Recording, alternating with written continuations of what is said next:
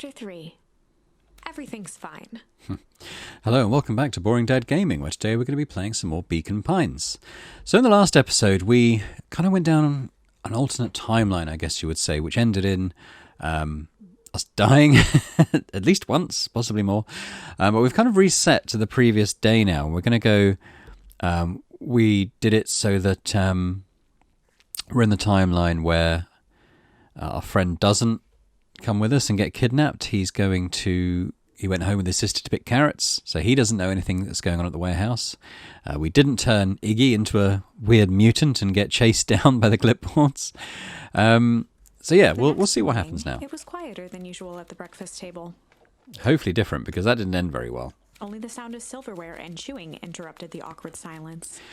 But interestingly, we as the players and viewers know stuff. We know that our grandmother's up to something with two other townspeople, and we know that the friendly drugstore owner is, he's in cahoots with the people running the stuff at the warehouse. And we know that the hyena guy, who seemed really friendly, well, he seemed creepy, but he was trying to be friendly, is kind of the bad guy. But Luca, the actual character in the game, doesn't know any of this because we've rewound time to a point before where he discovered any of that. So, we'll see what happens in this timeline now. I finished jarring a mess of jam last night. Uh-huh. So that'll need to get delivered into town today. Okay. So, what did you and Rolo get up to yesterday? Oh, Rolo had things to do, so I just sort of poked around town. I've set the jam down by the front door. There's 2 batches to drop off. Mm-hmm. One for Mr. Tolliver at the Bag and Wag. Another for Miss Fratelli at the diner. Oh, and Mr. Nuncreed. He said he wanted some more. I suspected as much. Yes, he seems to have taken a particular interest in my jam. There are some extras in the basket for that enthusiastic gentleman. I didn't like the way she paused before she said jam. Just make sure Fratelli and Tolliver get the ones on top. No problem. Off with you now while the day is still young.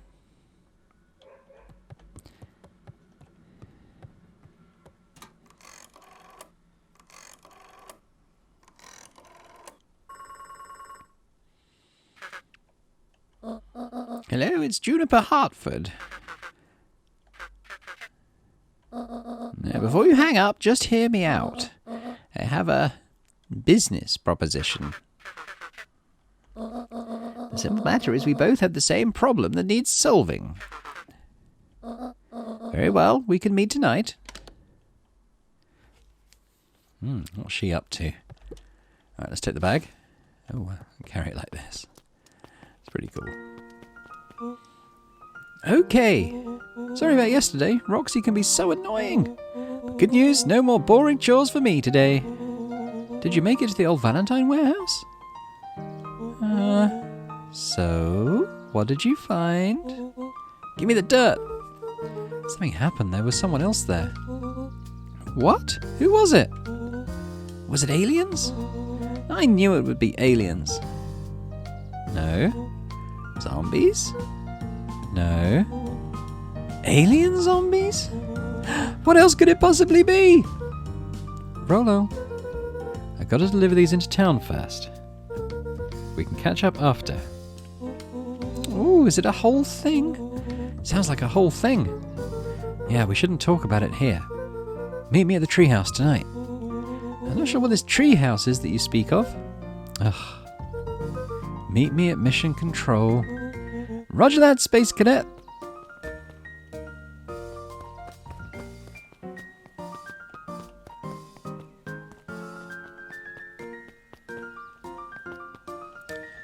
Right, Tolliver, I don't know where to... Oh, look, the bug guy's here. Wait, watch your step. Oh, sorry. There was a whole family of beetles here. They've gone missing. I thought they just sort of wandered around. Everyone has a home, Luca.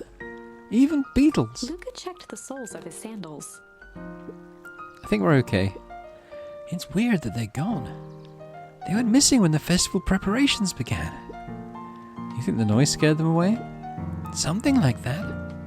Just watch where you step, okay? Okay, there's something weird going on with the bugs, because the bees left the hive as well, didn't they? You can tell those jerks. It doesn't matter how many boxes they pile up. I ain't moving.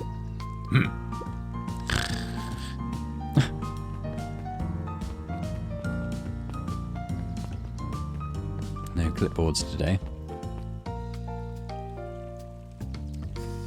What are these two dogs up to? Mr. Wilder, I trust you have time to chat. Eris Valentine, oldest of Sharper Valentine's children, and heir All right, to there's the a girl. Valentine fortune. I'll change the Had a voice. way of making questions seem like demands. Certainly. What seems to be the problem? Mr. Wilder had learned to assume that if he was hearing from Eris, it was because she had taken issue with something he had put in.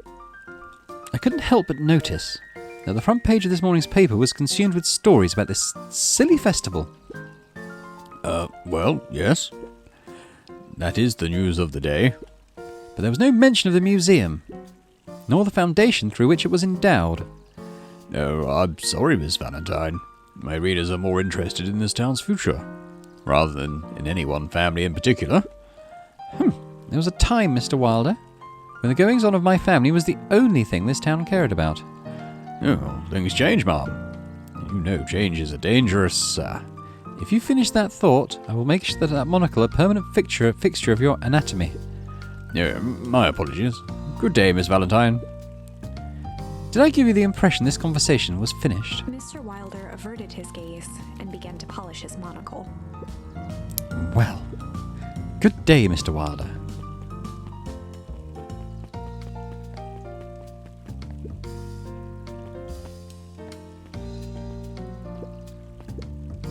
Last Chance Diner. Okay, well we know we can find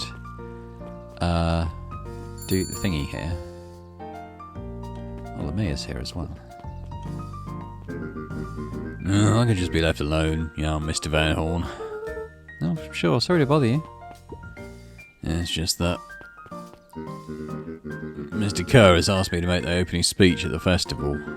Being mayor and all, you might expect me to be a charismatic speaker. The truth is, I'm terribly nervous. I really don't think I'm cut out for this sort of thing. Cut out for being mayor or for public speaking? Well, both, I suppose. I never really chose any of this. It's more of a duty to my family, for our legacy. Well, that makes it sound like a heavy burden. As for the festival, just speak from your heart. I'm sure it'll be great.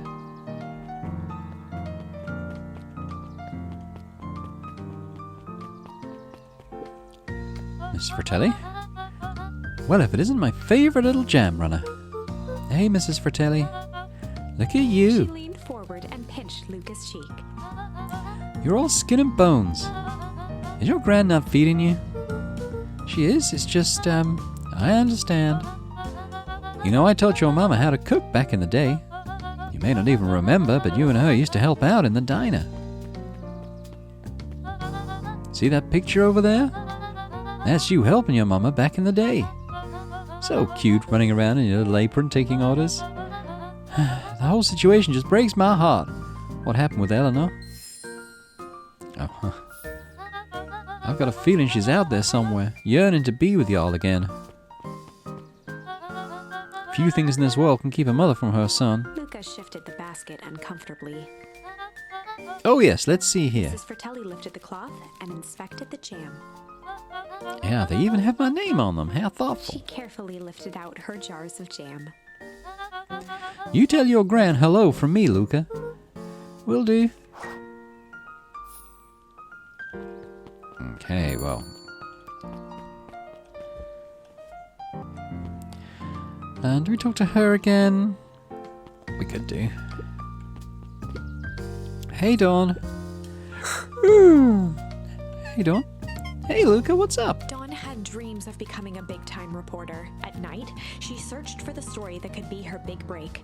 By day, she hawked papers at the newsstand. They got you on jam delivery, hey? Yep.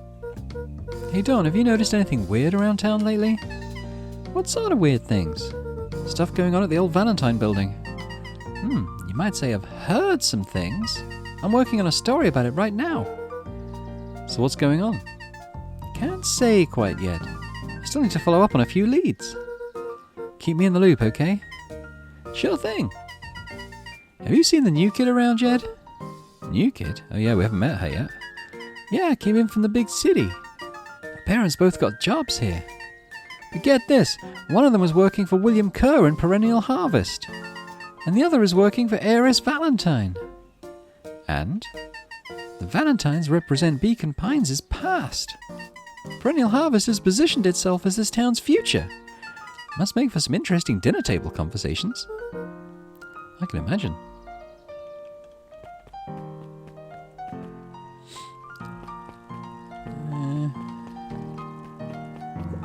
She just reads stuff, doesn't she? There's the other one down here. That's him, isn't it? The squirrel with the moustache over there. Oh, this is gonna get the really deep voice for comic effect. How do you keep the ice cream cold? We keep them on ice. Where do you get the ice from? I don't know, somewhere cold. How do they keep somewhere cold? Look, Bert, do you want some ice cream or not? No, I'm good. Right, Mr. Tolliver. Huddled at his counter, Hiram Tolliver was meticulously shining apples. More accurately, Hiram Tolliver was meticulously shining one apple. Hello? Yeah! Yelp, Mr. Tolliver fumbled the apple, flailing at the air as it fell.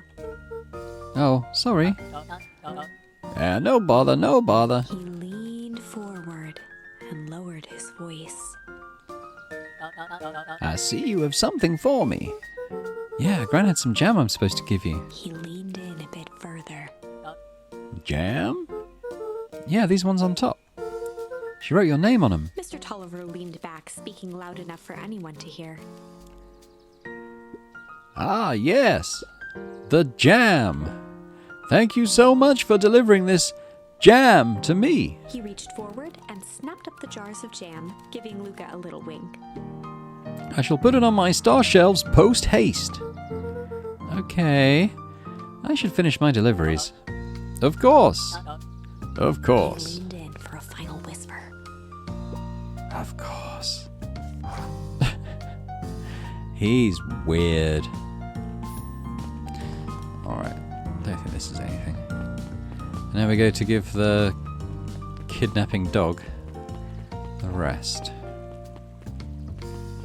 Here he is, but we don't know that yet.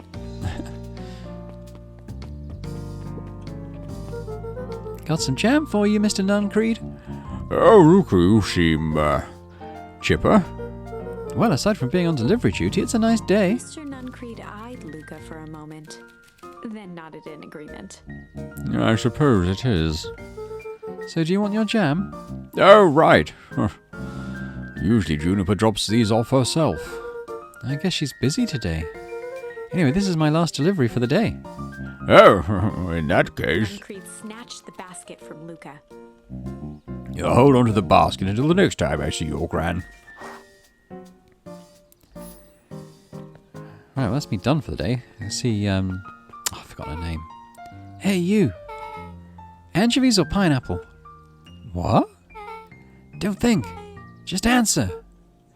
Pineapple. Why? How old are you? 12? Perfect, follow me. Who are you? Anyone ever tell you ask too many questions? Just try to keep up, okay? What just happened? Well...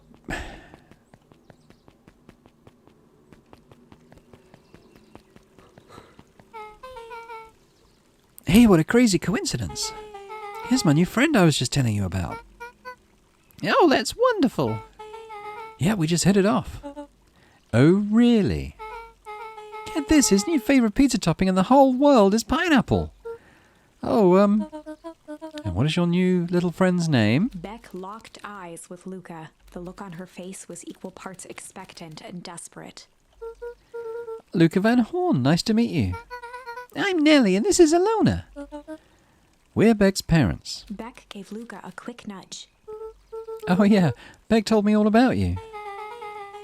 Already feels like we've known each other for years. So you can both stop obsessing about me making friends. Oh, darling, we never doubted you. It's just that for children with fewer than 5 close friends, the probability of a stunted development doubles. Well, 1 down, 4 to go, I guess. What Nelly means is that we just want to move this move to be as easy on you as possible. You can relax. A friend has been friended. This calls for a celebration. Luke, you must join us for dinner tonight. Dinner? Wow, another coincidence. I actually already asked him and he said he would love to. It's just, wonderful. In that case, we should pick up some groceries. You two don't get into too much trouble now.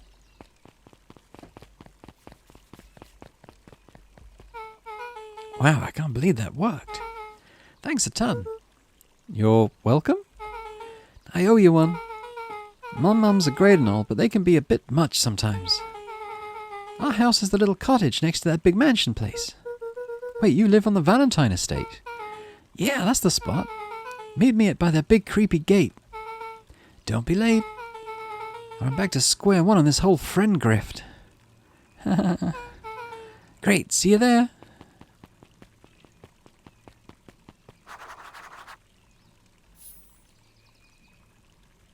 Okay, well, we know the way to go there, don't we?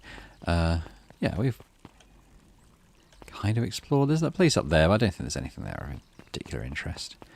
Might try going to the library again. Who's this guy? Good morning, Jeff. What's so good about it, eh? Another day further down the tubes, if you ask me. Come on now, it's not all bad. The festival's coming up. Yeah, the festival. Old man Valentine used to put on cockamamie shindigs all the time. And where did that get us? Well, it's Perennial Harvest putting on this one, and they're doing it for the whole town. Yeah, as far as I can see it. The difference between the old Valentine Company and this new Perennial Harvest outfit Jeff dug through his pockets for a bit. is the difference between this empty soup can and this brown banana. But those are both garbage. Exactly. Oh, Jeff, if we talk to you again, we might have to rethink the voice a bit. Talk to the penguin again. Hey, Kato. Good afternoon, Luca. Can I help you find something? Maybe, maybe not. Try me. Well, there's been some weird stuff going on at the old Valentine warehouse. Can't say I know anything about the old warehouse. But empty hives don't stay empty for long. Huh? Kato motioned to the book in front of him. The more I read about bees, the more similarities I see with people. If a hive collapses and fails, it doesn't stay empty for long. A new queen will set up shop pretty quickly. So you're saying it would make sense for someone new to start using the warehouse? Nature abhors a vacuum. Can we go in the drugstore? No, Nuncreed shut it. Phone booth? Mailbox? No. This is where that kid was looking for bugs for ages, and there was that beehive here. Nothing's really happening with that. So I guess we go over here. So, who all lives in that house? Heiress and Gus Valentine grew up there, and Solomon moved in a few years back. The creepy little kid in the vest? Yeah, that sounds like the one. So just 3 people live in that huge thing? I bet a bunch of shady stuff happens all the time in a place like that. Not really, the Valentines pretty much keep to themselves. So it's empty and boring? Pretty much. Oh, what a waste. My mum says that it used to be way busier back before Sharper died. Before the foul harvest. Okay, that's like the 5th time someone mentioned this foul harvest thing. And you all use that same ominous tone. Eventually you're going to have to explain to me how that harvest got all fouled up. But we can't keep my parents waiting anymore. This way.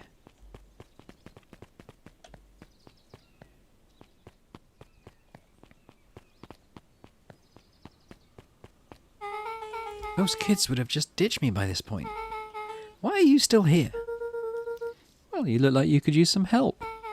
You know what, Luca? You're not so bad. Let's get through this as simply as possible. Just eat, smile, and nod. Fun. Great, whatever you do, don't bring up their work. I think I can handle that. Beck took a long breath. then gave a firm nod. Okay, here goes nothing. Chapter 4. Dinner with the Moodwills. Moodwills. Ilona Moodwill was worried about change. A gardener at heart, she understood the necessity of change, relied on it even. But there was a difference between the controlled world of her plants and this cluttered cottage in a strange town. Almost done. Nellie was a blur of activity, digging through boxes. Sorry, love, couldn't find the dishes. We'll have to make do with paper plates. Dinner went by without much conversation. As she watched Beck and Luca finish up their pizza, Ilona let herself relax into the chair. The things she cared about were still here. Nellie finally had the job of her dreams. Beck was beginning to take root. Ilona's task was simply to tend to them. She could do that. So, Luca, tell us a bit about yourself. Where do you live? Oh, I live with my grandma. Over on the other side of the river. Your grandma? Where are your parents at? Beck? Manners? Oh, it's all right. My dad passed away in an accident at the fertilizer plant 6 years ago. Oh, dear. My mum's been missing for a few months now. Like missing? Luca's eyes were fixed to his plate, pushing a chunk of pineapple around with his finger. Nellie was the one who eventually broke the silence. Luca, how did you like the pizza? Oh, it was good. Very good. Normally we'd have put more effort into dinner. Ilona nervously gestured toward the boxes. We aren't fully settled in and Beck mentioned that it's your favourite. I'm sorry. Are we just skipping the part where he said his mum was missing? Beck. I'm sorry, Luca. This move has us all a little tired. Luca wiped his face with his sleeve. No, it's fine. So, Beck said that you moved here for work? Beck gave Is that his under the revenge? table. Ow! I mean, what brought you to Beacon Pines? Oh, you were right the first time. We're here for work. Nellie won't tell you this, but she's a brilliant chemist. I don't know about brilliant, but I do love it. She's brilliant. Perennial Harvest just made her their newest lead researcher of deep engineering. She makes it sound more impressive than it is. I'm just happy that I can get to make a difference in the world. Perennial Harvest is at the forefront of evolving agriculture into something more useful than sprinkling water and excrement on the ground. Luca glanced over to Beck. She seemed to be holding her breath. What Nellie means, Luca, is that there are different ways to grow plants. Yes, some people talk to their plants and hope for the best. And some people happily leave their job to allow a loved one to pursue their dream. You swore you Beck didn't... slammed her fist into the table, perhaps harder than she intended. Hey, Luca, how about some dessert? I actually have to meet my friend Rolo soon. Luca glanced outside to gauge the time.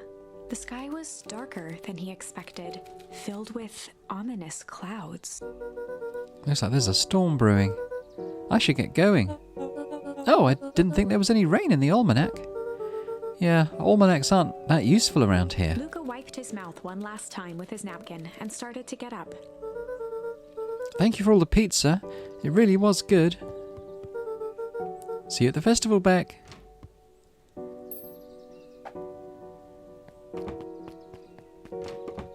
Wait up. I'll walk you home. Surprised, Luca turned around. He knew Rolo could be prickly around new people. But Beck seemed cool. Rolo would warm up to her eventually. Probably. Luca began to respond, but the sky answered for him as the clouds above began to... Oh, is it going to be thunder or actual rain? Let's try the thunder. Luca began to respond, but the sky answered for him as the clouds above began to rumble with ominous thunder. You sure we can make it home before the storm kicks off? Luca surveyed the roiling clouds. I'd say the odds are good. Maybe you should stay here and I'll just make a break for it. At that moment, the heavens opened up, unleashing torrential rain. Care to recalculate those odds? Hurry inside, you two, before you catch cold.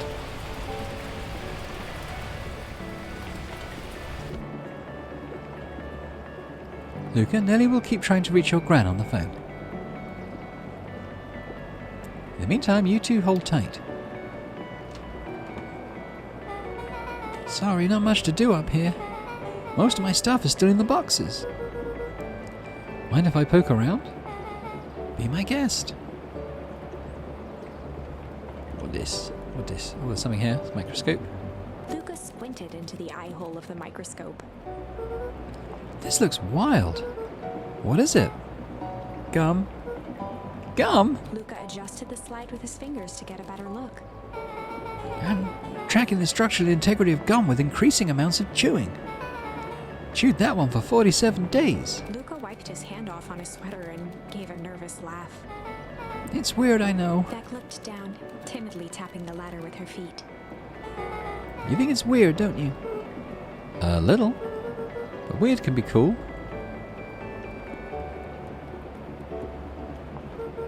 Oh, wow. Rollo and I have a radio just like this at the treehouse. Probably not exactly like this one. My mum and I tore the whole thing down to the bolts. Fitted it with some state-of-the-art vacuum tubes. She seems pretty awesome. She gets carried away sometimes. I think she feels guilty for working too much. So when she does have time for me, she showers me with high-tech overcompensation. Luca flicked at one of the toggles. I bet you can get all sorts of stations on this. Not out here in the boonies. You wouldn't believe the stuff I could pick up back in the city. Around here it's all farm reports and static. Oh, shucks. Luca bent down to examine the bouquet of wilting flowers. Judging by the odor, they were well past their prime. Pungent. He flipped open the attached card. Happy trails from Coach Walker and all the Fairview condors. Boy, you weren't kidding about poking around, huh? Oh, sorry, was this from your old school? The most recent one, yeah. Some schools gave me going away cards, some did flowers. When they're really trying to feel good about themselves, they do both. So you've moved a lot. Yeah, that's the whole thing with having a brilliant parent. There's always a better job somewhere else. These flowers would last longer if you put them in some water. That's the sort of thing I would do if I cared. I cared enough to keep them is all.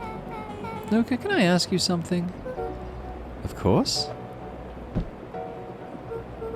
Dang, didn't that hurt? I'll be honest. That hurt more than I expected. Well, at least you look cool doing it. Beck took a moment to watch the rivulets of water running down the window. Do you ever feel alone? Like even when people are around? Well, Rollo can be pretty absent-minded sometimes. I'm serious. Does it ever feel like your family doesn't care what you want? It didn't used to feel that way. I know Gran loves me, but sometimes when she looks at me, it's like she's looking at a problem. Luca took a deep breath, exhaling. I know the feeling. How do you deal with that?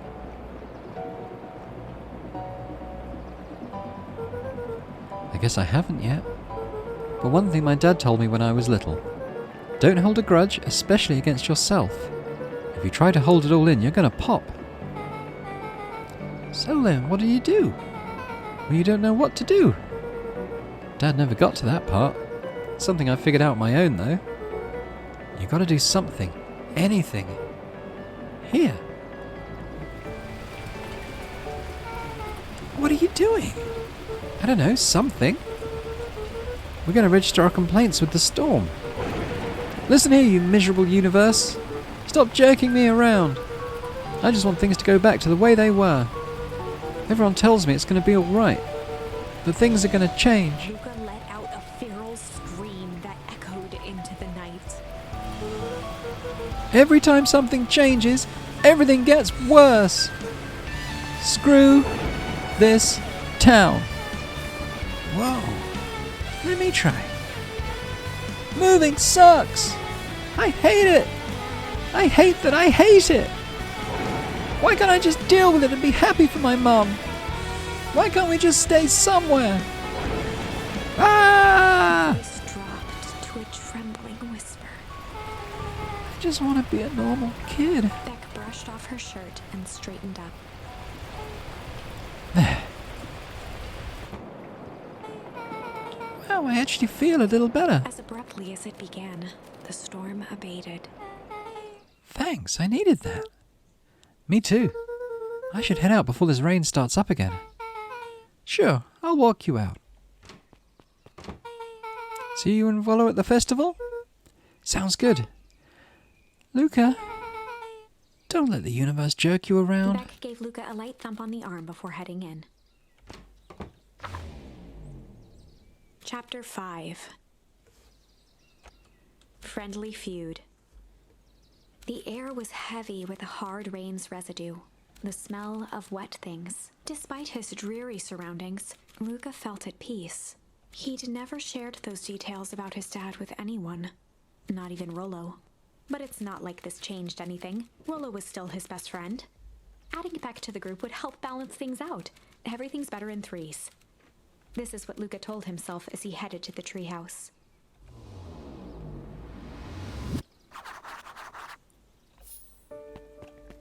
Okay, so we need to go back through town, don't we? Oh, there's Dawn. Hey, Dawn. Tracking down a lead? You bet. I heard a juicy new rumour. Turns out when Sharper Valentine died, he left behind a peculiar last will and testament. Peculiar how? He didn't just give his kids an inheritance. There were conditions. Like what? The document stipulated that Heiress had to take on a child as her ward. A kid our age who just showed up to town one night with a lawyer. Solomon. Bingo! So Heiress was forced to take care of him. Yep, or she would have lost everything. Why would Sharper care so much about some random kid? Rumour has it old Sharper sowed some wild oats. Oh, that explains the way Heiress treats him. Poor Solomon. How did you find all this out? A good reporter never reveals her source, Luca. Interesting. I've forgotten which one Solomon is. We'll have to track him down at some point. Now, do we go into the forest? He probably won't let us. Yeah, okay.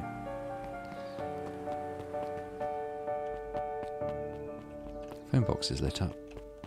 No, nothing there.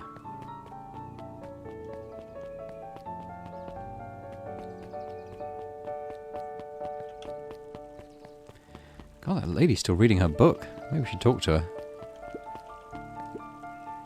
He met his old friend's eyes and was greeted with nothing but ice-cold anger. Heavens! This is no time for fractured friendships. Really caught up in her book. Excuse me, what are you doing? Oh, just locking up for the night, sir. Oh, wonderful. I can only assume this means all festival preparations have been completed ahead of time. Not exactly, sir. The storm set us back a bit and it's getting late, so we all decided to... You all decided? Yes, sir. I was unaware that your job involved deciding things. We're all here at Perennial Harvest because we believe in creating a better future, yes? Yes, sir, very much, sir. Do you want to be the one to tell this town that we failed them? No. That we gave up because there was a little rainstorm and we all got sleepy? Of course not, sir. Good, then it's decided. Yes, sir, we'll work till the task is done. See that you do. Our harvest awaits. Weird.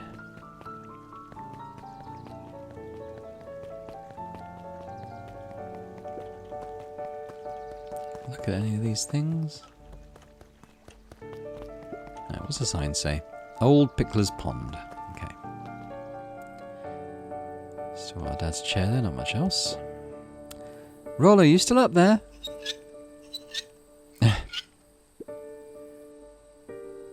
I'm sorry, Rollo isn't accepting visitors at the moment. Come back never. Luca had only ever heard him speak in this stiff yet gentle tone a few times, and it always meant one thing. You're upset. Oh, what makes you say that? Maybe because my best friend abandoned me for no reason? I didn't abandon you. I'm just a little late. Rollo scoffed. The rain held me up. Liar! You weren't even home. What? The storm got bad and I got worried. So I went looking for you. Imagine my surprise when I made it to your house and you weren't even there. I hadn't made it back yet. I'm not a fool, Luca. It doesn't take all day to deliver some jam. No way. The storm rolled in out of nowhere, and I got stuck after dinner at Beck's Luca house. stumbled on his words, knowing he'd said too much. Beck? Dinner? What the heck is a Beck? She's the new kid in town. She's actually kind of cool. You'd like her. She needed help convincing her parents that she'd made new friends. New friends? I spent all day waiting for you, and you were off making new friends? Oh, it's not like that, Rolo. You know, while I was waiting, I made some upgrades to mission control. It was going to be a surprise, but you took so long, the storm knocked it all down. Just like you knocked down our friendship. What does that even mean? Luca became instinctively angry in response. Both boys were now shouting across the distance. It means you're a bad friend. You don't care about me. Of course I care, you ass. I knew I'd get in trouble waiting so late for you, but I kept my word, because that's what friends do. Oh wow, what a noble sacrifice you made. Easy for you to say. Your gran doesn't even care. You can stay out as long as you want, and you wouldn't even get in trouble. Seriously? You're acting like I chose this? If that's what you think, then maybe you're the bad friend. Rolo's tone changed to a calm, yet more intense anger. Maybe Pa is right. Storm brings more than water. This one brought out the real Luca. Stop quoting your pa's nonsense like it means anything. Yeah, well, at least my pa's still around. The words hung in the cold night air. Rolo's stomach dropped, knowing he'd crossed a line. But it was too late. Luca, Good night, Rolo. Dang it.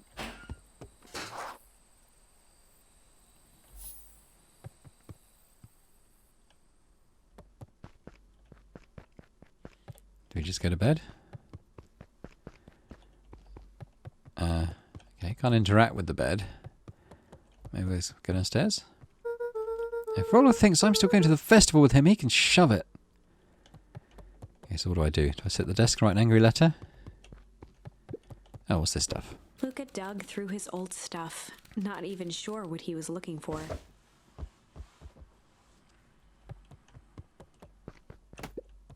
Rolo! What a jerk! Meh! Call me a bad friend! Ooh, I'm Rolo! Look at me and my amazing family! Meh!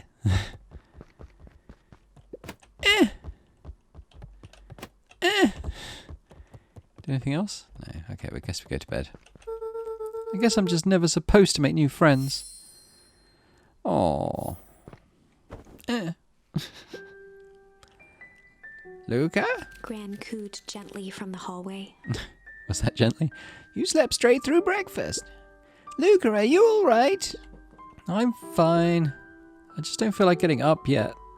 Okay, I'll leave this oatmeal by the door.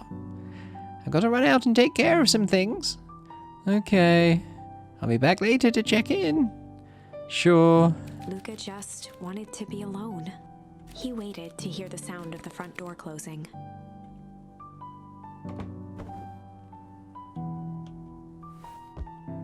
I kick the football again. There. I bet Rolo's still going to go to the festival. There. Humph. He's going to be miserable. Okay, let's go downstairs. If Rolo thinks I'm still going to the festival with him, he can shove it. Okay, what do I still do here then? Back in the box. Desk. Gran's bed. What am I supposed to interact with here? I just keep kicking the football. Should I go back to bed? Luca dozed off again. Luca? I see you didn't eat your oatmeal. Wasn't hungry. Well, just in case you get hungry, I'll leave a sandwich here too. Thanks. Rolo came by. What did he say? He wanted to talk to you. What did you say? I told him you weren't feeling well. Oh, good. So your plan is just to sit in your room all day? Pretty much. Well, I need to pop away again for a minute. You decide to end your pity party and go outside? I think it'd do you some good. Noted. Lucas still couldn't bring himself to go out. Besides, if he ran into Rollo, he'd have to actually confront the situation. There. There's never anything interesting at the festival anyway. Meh. What's that thing? Can I jump onto the bed? How do I... do I have to kick the ball towards that?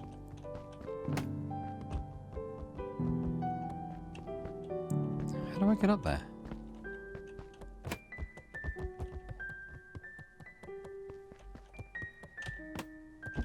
Oh, okay. The Adventures of Hank Atomic. The complete first volume. Luca carefully opened the cover and began to read. Rollo had received it for his birthday. A special hardcover edition with behind-the-scenes commentary and bonus art. Rollo cherished it, but asked that Luca keep it at his house. Luca wasn't sure if it was because Rollo didn't trust himself with it, didn't trust his sister around it, or just wanted an excuse to come hang out at Luca's more often. Whatever the reason, Luca didn't mind, but it had stayed right there where Rollo had stashed it ever since. Now, at the foot of his bed, Luca lost himself in the pages. He'd read it all before, but at this moment, it somehow felt sentimental. He was well into issue number 5 when he heard soft footsteps from the hallway. Luca? Oh, it's the grandmother. Another little friend came to see you. A girl named Beck Moodwell. She said you met yesterday. And what did she say? Is she here? Oh, she was just dropping by. I told her you weren't taking visitors today. Oh. She seems nice. Yeah. You had a fight with Rollo, didn't you? Can I come in? Maybe later. All right, then. I'll leave dinner on the kitchen table, in case you want a bite before bedtime. Without realizing it, Luca had pouted away the entire afternoon. He once again felt the weight of it all and allowed his weary eyes to close. Luca stood in a vast black expanse. He looked up at his father standing beside him. Walt was working a straw at the bottom of a fountain glass, trying to collect the last bits of milkshake. Dad? Where are we? Taking a final loud gurgling sip, his father peered up from the glass. He jangled the straw playfully with a warm smile, then lifted the empty glass as if to point into the darkness. The source? Luca's eyes followed his father's gesture. In an instant, he was sitting in front of a blazing campfire. Across from him sat a large figure in a yellow hazmat suit. The figure's voice was a scratchy echo. Well, if it isn't the man of the hour, make yourself comfortable. Luca held his shivering hands over the flame to warm himself. It doesn't work that way here. Their yellow-gloved hand pointed to the base of the flame. It's a cold flame, see? Luca peered at the base of the fire. It wasn't wood that was burning. It was Beacon Pines itself. Tiny buildings, freezing and crumbling as they were consumed by flame. Luca could see small shadows moving in the burning city. People. Luca leapt to his feet. We've got to help them! The figure gave a dismissive wave of their hand. Why waste energy helping people who can't even help themselves? The figure bent down to examine the panicked crowd as they desperately tried to stop the flames. They only care about what's right in front of them. Not like us. Luca's voice was a trembling whisper. Us? The figure slowly stood up, grabbing its helmet with both hands. With a jolt and a twist, the suit emitted a gasp. A cloud of torpid mist escaped, slowly revealing the face within. Luca's own face looked back at him. Older, worn, distant. The sensation was oddly familiar, as if he'd caught his own reflection by surprise in the mirror. The doppelganger smiled. I tried to help once. He gestured towards his face. And all it got me was this. Luca staggered back. You aren't me. Luca felt a hand catch his shoulder. His father was there again, beside him. Every choice sets us on a path. This is the end of one of your paths, son.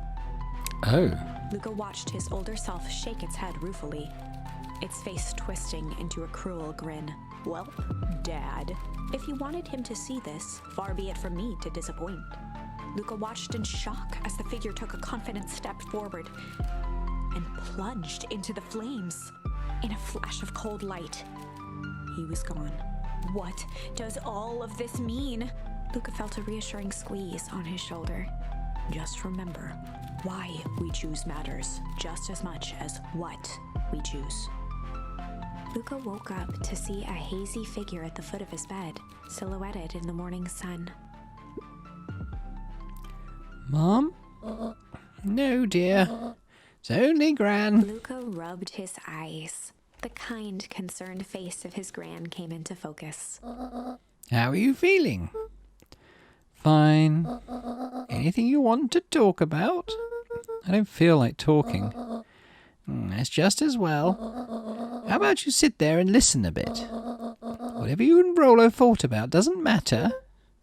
But Gran silenced Luca with a gentle pat on the leg. Fights between friends happen. What was said doesn't matter. The important thing is that it's not the last thing you ever say to each other. But he said stuff about Dad. Well, do you think he meant it? No. He was just mad. And did you mean any of the things you said to him? No. Good. One must appreciate friends in their best moments and accept them in their worst. Oh. Now get your little butt out of bed. The festival's today. You don't want to miss that, do you? I guess not. Seems like a good opportunity to make amends with Rollo, doesn't it? Luca gave a reluctant nod. So buy him a corn dog and apologize. But he's the one that... What did I just say? Buy him a corn dog. That's a good boy. Everything's better with corn dogs. I need to get going now. Get some last-minute festival business to take care of. I'll come find you at the fountain a little after lunch. All right. I love you, Luca. Love you too. Luca took a deep breath. Okay. Chapter 6. And I think we'll leave it there. So we've moved into a new chapter. We'll do the festival stuff when we come back next time. So what have we really done here? We've angered Rollo. Made friends with Beck again. Delivered some jam. But there's something going on with the jam, isn't there? That's, secretive. Maybe we'll find out more about that next time. All right, well, thanks very much for watching. I hope you enjoyed this. And if you did, then please do hit the like button on the video and subscribe to the channel as well. That'd be fantastic. And in the meantime, I hope to see you next time for more Beacon Pines. Bye for now.